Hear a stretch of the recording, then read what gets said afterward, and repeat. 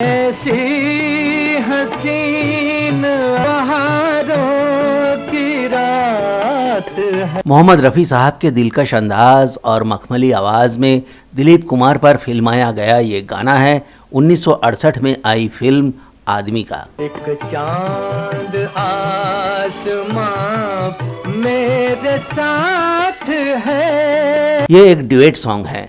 इसमें रफ़ी साहब के साथ महेंद्र कपूर भी गा रहे हैं। रफ़ी साहब दिलीप कुमार को आवाज़ दे रहे हैं तो महेंद्र कपूर की आवाज़ मनोज कुमार पर फिल्माई गई है। किसको क्या मिला कदर की बात। इस गाने को रफ़ी साहब और महेंद्र कपूर का एकमात्र ड्यूएट सॉन्ग भी माना जाता है।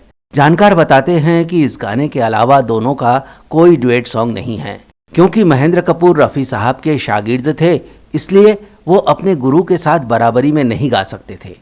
फिर ये गाना कैसे रिकॉर्ड हुआ? छाया है हुस्नो एक आंसू निकल पड़ा। खास बात तो यह है कि इस गाने को भी मोहम्मद रफ़ी साहब ने महेंद्र कपूर के साथ मिलकर रिकॉर्ड नहीं किया था, बल्कि इस गाने में उनका साथ महेंद्र कपूर ने दिया है। इसकी जानकारी भी रफ़ी साहब को फिल्म के रिलीज़ होने के बाद ही मिली थी और इस जानकारी से रफ़ी साहब चौंक भी गए थे कि आखिर ये कैसे हुआ। जब दोनों ने इसे साथ में गाया ही नहीं है तो फिल्म में ये उलटफेर कैसे हो गया। एक चांद आसमां कदर की बात। दरअसल रफ़ी साहब ने इस गाने को तलत महमूद साहब के साथ गाया था।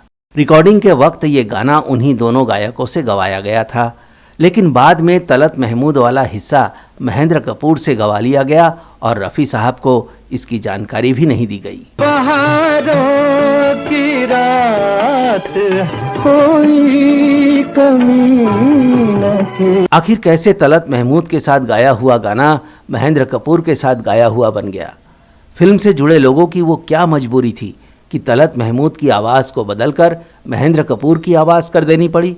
और साथ में गाना नहीं गाने को लेकर रफ़ी साहब और महेंद्र कपूर के बीच क्या था गुप्त समझौता? इन्हीं रोचक जानकारियों के साथ हम पेश हैं आपकी खिदमत में, तो इस वीडियो में आखिरी तक बने रहिए हमारे साथ।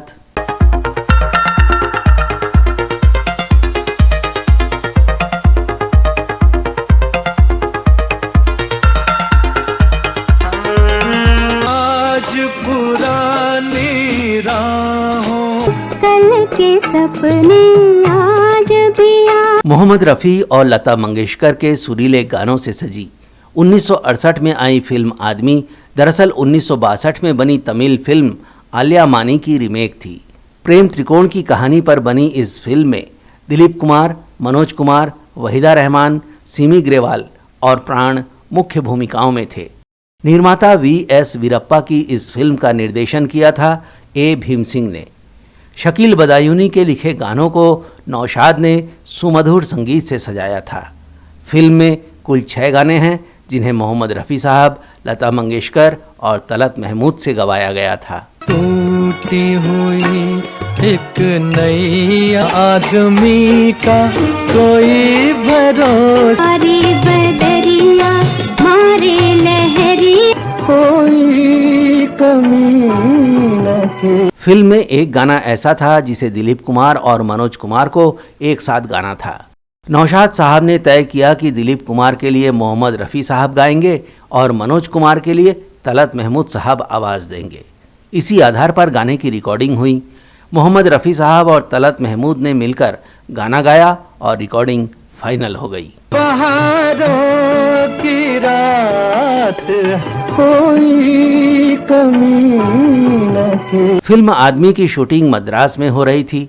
उस समय शूटिंग के दौरान सेट पर या आउटडोर पर रिकॉर्ड किया हुआ गाना बड़े बड़े साउंड बॉक्स में बजा दिया जाता था, जिसे सुनकर हीरो हीरोइन लिपसिंग करते थे और अभिनय करते थे। तो रफ़ी साहब और तलत महमूद का ये गाना भी मद्रास भेज दिया गया। दिलीप कुमार और मनोज कुमार पर गाना शूट होना था। सारी तैयारियां करके सेट पर गाना बजा दिया गया। शूटिंग शुरू हो गई। पहले रफ़ी साहब की आवाज़ गूंजी तो दिलीप कुमार ने ताल से ताल मिलाकर अभिनय भी शुरू कर दिया और लिपसिंग भी करने लगे। ऐसी हसीन बहारों की रात रात है। लेकिन जैसे ही मनोज कुमार की बारी आई और उनके कानों में तलत महमूद की आवाज़ गूंजी, वो अभिनय तो करने लगे पर उनका चेहरा उतर गया। मनोज कुमार ही नहीं, सेट पर मौजूद सभी लोगों को ये एहसास हो गया कि भारी चूक हो गई है। ना तो तलत महमूद साहब की आवाज़ मनोज कुमार पर सूट कर रही थी और ना ही रफ़ी साहब की आवाज़ के साथ उसका लेवल मिल पा रहा था। किसको क्या मिला मुकद्दर की बात। जब सभी लोगों ने इस चूक को महसूस किया तो शूटिंग रोक दी गई। सब आपस में चर्चा करने लगे कि अब क्या किया जाए। सलाह मशविरा के बाद पता चला कि तलत महमूद साहब की तबीयत तो गाना रिकॉर्ड करते वक्त भी ख़राब थी और इस वक्त भी ऐसी नहीं है कि उनसे कहा जाए कि इसे दोबारा रिकॉर्ड कर दे।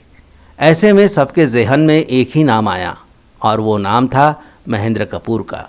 तो महेंद्र कपूर से संपर्क किया गया। किसको क्या मिला मुकद्दर की बात। जानकार बताते हैं कि महेंद्र कपूर को ये नहीं बताया गया था कि इसका एक भाग रफ़ी साहब ने गाया है।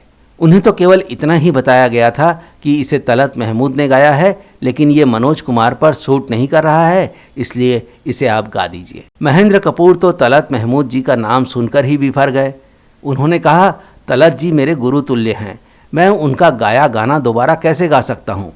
तब उनसे कहा गया कि पहले वो तलत महमूद जी से इजाज़त ले ले। महेंद्र कपूर ने ऐसा ही किया और तलत जी से इजाज़त मिलने के बाद उन्होंने इस गाने को गा दिया। किसको क्या मिला मुकद्दर की बात। आगे बढ़ने से पहले आपको बता दें कि मोहम्मद रफ़ी साहब और महेंद्र कपूर साथ में गाना क्यों नहीं गा सकते थे।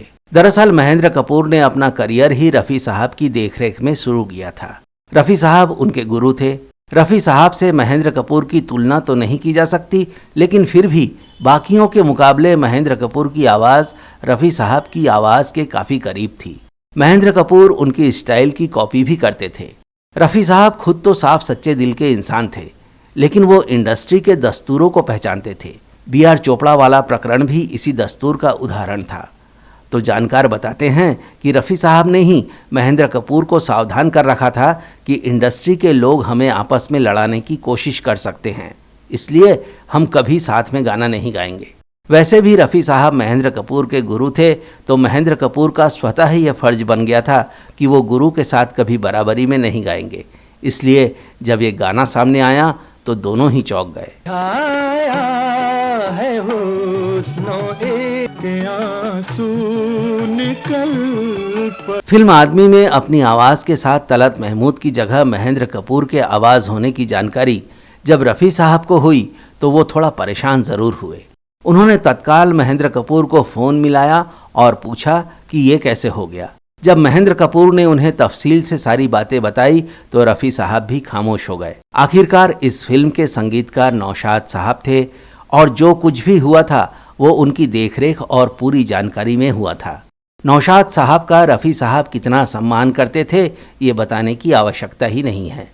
तो इस तरह यह गाना रफ़ी साहब और महेंद्र कपूर का एकमात्र डुएट सॉन्ग बनकर रह गया। ऐसी हसीन बहारों की रात है, किसको क्या मिला मुकद्दर की बात। तो दोस्तों इस पेशकश में इतना ही। उम्मीद है आपको ये अच्छा लगा होगा।